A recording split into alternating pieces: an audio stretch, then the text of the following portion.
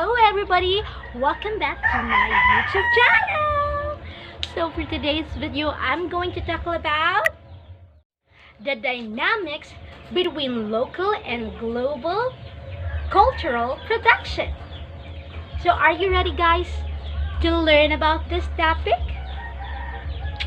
I cannot hear you. So without further ado, let's get started. Global culture tends to move easily around the globe, even before, through non-material digital forms.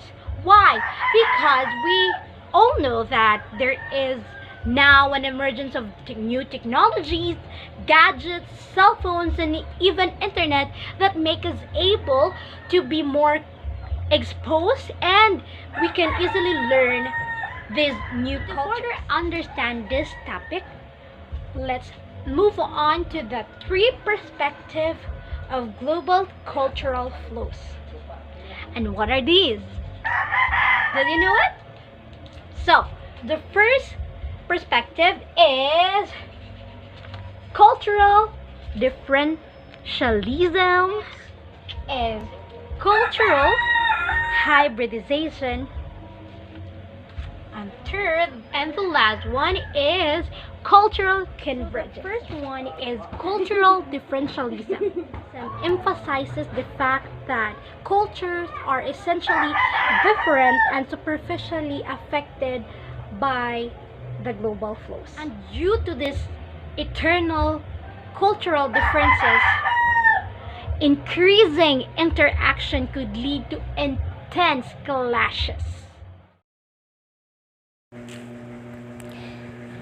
An example of cultural differentialism is the terrorist attack on 9/11 and the subsequent wars in Afghanistan and Iraq. To a lot of people, these events are seen as the product of clash between Western and Islamic culture and the eternal differences between them. The second perspective is the cultural hybridization. It means the development of new cultures by merging two or more than two different through a period of contact and interaction with each other. One best example of cultural hybridization, or the blending of two different cultures or more, is the language here in the Philippines called Taglish. Though it was not declared as an official language, but as we all know, it was widely used here when we interact with each other. In a sentence, we use Tagalog and English, right? So, as you can see, there is a blending from local culture or local language, which is the Filipino or which is the Tagalog, and the blending from different languages, it is the English. So there is the blending of two languages or the blending of two cultures to make a new one. Cultural hybridization emphasizes mixing of cultures and not their separateness. The third and the last one perspective is cultural convergence. So cultural convergence approach addresses homogeneity introduced by globalization, increasing the numbers of similarities between cultures. But these similarities are not limited to belief or consumer brands, because as two culture interacts, the more they can be more alike.